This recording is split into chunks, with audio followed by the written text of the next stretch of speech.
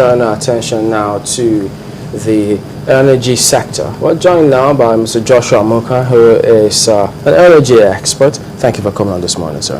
Thank you very much, Chamberlain. Well, only yesterday we were told that lots of investment, lots going on in the energy sector, and that so much effort has been put in to ensure that we get this, what we seek, uninterrupted power supply. Would you privy to some of the goings on, at least you see and know some of the reforms that have been put in place? What would your assessment be of that sector so far? Well, I think the government is doing pretty good within the time frame they came into power. Within the past 3 years, I know that a lot has been going on. Lots of investments have come in, lots of expenditures have gone on. But one thing I can confirm is that, let me not sound political, but this government has really tried to take the problems of our power sector, uprooting it from from the bottom of it. Now, this is my understanding of the whole thing. The energy subsector constitutes 3 parts. You have the power generation subsector, you have the power transmission subsector, you have the power distribution subsector. And what the customer wants to see is light. So no matter how efficient the power generation subsector does, if it is not transmitted very well and it is not distributed very well, then the customer is dissatisfied. And that is why the system we have had before this government came in, to my knowledge, had been there for such a long time. And some of the equipment are dilapidated now.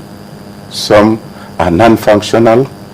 Although PHCN did its own best, but then you and I know that the power was not sufficiently, we didn't have sufficient power.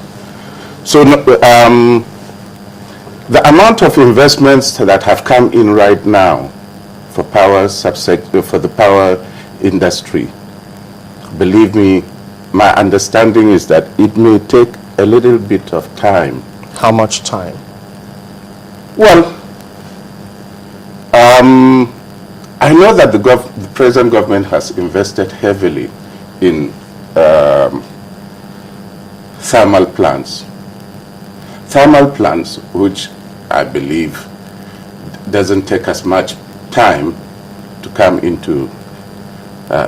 come on stream as the hydroelectric power plants. Maybe for thermal plants, you have probably maximum of a year for it to start operating. But that of hydro, you have to build the dam, which takes minimum of maybe 18 months before it comes into effect. Okay. How do we explain to those who are of the view, and consistently too, that because we also like to believe that the government has a lot of experts working with them, consulting too in that field, and they time and again come up with this program, this reform program, and they have dates on them, dates with which at the end of this time they tell us expect this, and then at the end of this time they say expect, say, 10,000 megawatts by December 2013. And then the man out there sees all of this, maybe initially appreciates all the effort and the work that is being done. But if they, so far, at least more than 2-3 times, have set a certain target and don't meet that target, will the person who doesn't appreciate and says, look, you've said this, you consistently have moved the goalpost in the middle of the game. We don't see the result of this. Would it be a fair assessment on that person's part if he doesn't see the results after you set deadline and don't meet it? Well, my understanding of this whole thing is that, but first of all, let me declare myself that I'm not a government worker. No, So whatever I say, I'm not speaking, with authority as a government worker. Yeah. I'm just an investor who is investing in hydroelectric power plant, and to contribute my quota to the transformation, and for humanity, because this power situation is difficult in this country. But to answer your question, I believe that in all endeavors of life, anybody who has a vision always put targets for target times of accomplishments. You may meet them, you may not meet them, but it's better to have those target times than not to have it at all, because you may not have the capacity to assess how well you are doing within that time frame. Now, for government to have given target times and fail to meet them, believe me, I don't know where their problems are. But as an expert, what do you see going on in that sector? How do you think the people will ultimately appreciate all the effort that is being put in place to ensure that we get this uninterrupted power supply?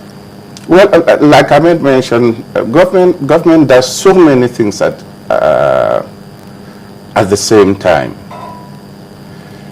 I know how important power is. I know how important getting food on the table for your family and mine is. I know how important how to move from one place to the other. All aspects of our activities are pretty important. Now, my understanding of what this government has done is to pick one of them, which is power, and focus on it. And within the past 3 years, if you, at the site of our own proposed dam, or where we intend to put the power plant, you can see clearly the 330 kVA transmission lines already wired, passing through those places. The 132 kVA lines are in fact in existence. Those well, maybe the 132s were in existence before this government came in, but definitely not the 330. Is it functional now? No, they are wired anyway. I mean, so I don't know whether they are live now.